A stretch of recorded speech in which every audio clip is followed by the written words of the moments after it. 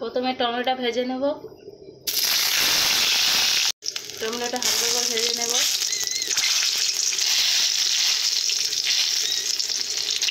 Tomato ভাজা হয়ে গেছে, নামিয়ে নেব। উচ্ছেগুলো ভেজে নেব। আপনাদের একটা কথা বলবো যে যখন আপনারা উচ্ছে ভাজবে লবণ দিবে, দেওয়ার পর কিছুক্ষণের পর লাস্টে তোমরা হলুদ দিবে। এই যে লবণটা দেওয়া হলো, লবণটা দিলে এই যে হালকা একটা জল ভার হবে, এতে সেদ্ধ হয়ে যাবে ভালোভাবে, উচ্ছেগুলো ভাজা হয়ে যাবে। এইভাবে ভেজে নিবে।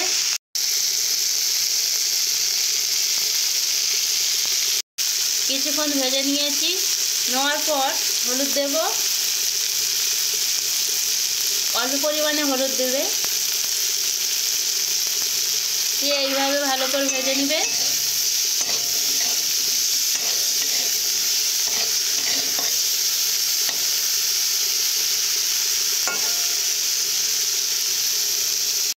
উচ্ছেগুলো খুব মচমচে করে ভাজার দরকার নেই, খুব হালকা নয় আর খুব মচমচে নয়, সেভাবে ভেজে নিবে। এবার নামিয়ে নেব। তেজপাতা, কালো জিরা দেব।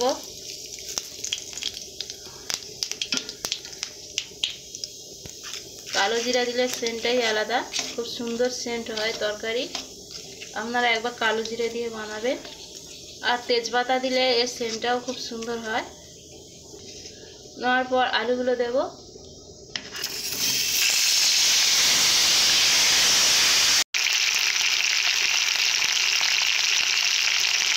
এরপর স্বাদ অনুযায়ী লবণ দেব। লবণ দিয়ে কিছুক্ষণের জন্য আমি কষে নেব। ঝাল হলুদ দেবো না, ঝাল হলুদ না দিয়ে কিছুক্ষণ কষলে হালকা একটা জল হবে, জল বার হবে। সেই জলে আলুটা ভালোভাবে কষা হয়ে যাবে। সেইভাবে তোমরা লবণটা দিবে, কিন্তু ঝাল হলুদ এখনই দিবে না, পরে দিবে, 5 মিনিট পরে দিবে। এইভাবে কষে নিবে, মশলা ছাড়া লবণ দিয়ে এইভাবে কষে নিবে। আপনারা দেখুন এই হালকা একটা জল বার হয়েছে। এরপরে আমি মশলাগুলো দেব।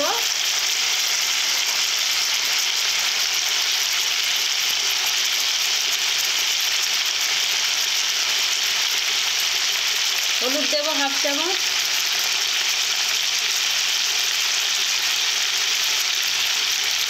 গুঁড়ো লঙ্কা দেবো 1 চামচ। এইভাবে কষে নেব।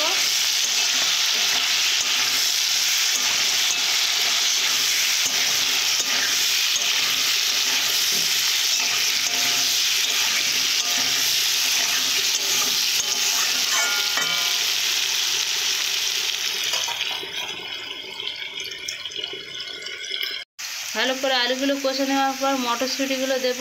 মটরশুঁটিগুলো আগে দেওয়া হয়নি, কারণ আগে দেওয়া হলে মটরশুঁটি সেদ্ধ ভালোভাবে হবে না। এর জন্য মটরশুঁটিগুলো এখনই দেব, দিয়ে কিছুক্ষণের জন্য কষে নেব।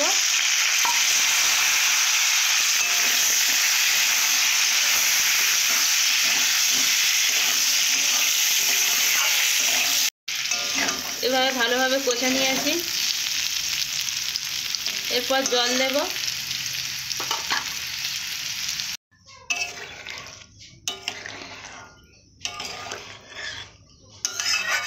আলু অনুযায়ী জলটা দিয়েছি, দিয়ে এইভাবেই ফুটিয়ে নেব।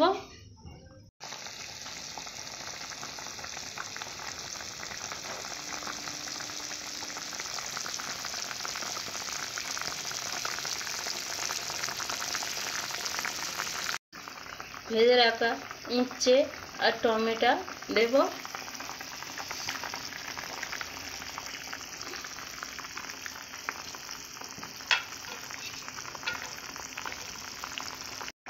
এরপর ধনে পাতাগুলো ছড়িয়ে দেব।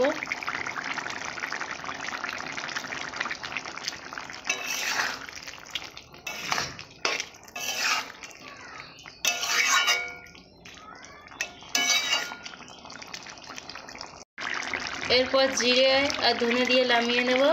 তোমরা এতে গরম মশলা দিতে পারো, অসুবিধা নেই নিরামিষ তরকারিতে।